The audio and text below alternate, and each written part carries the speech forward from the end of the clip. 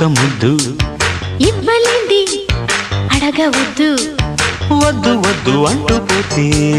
చిన్నదాన ఎప్పుడంట ఇచ్చేదంట తన్ని ముద్దు ఇచ్చుకుంటే చిన్నవాడ పెళ్లి దాకా ఆగవంట కళ్ళతోటి పెళ్ళయింది చాలే ఇవ్వు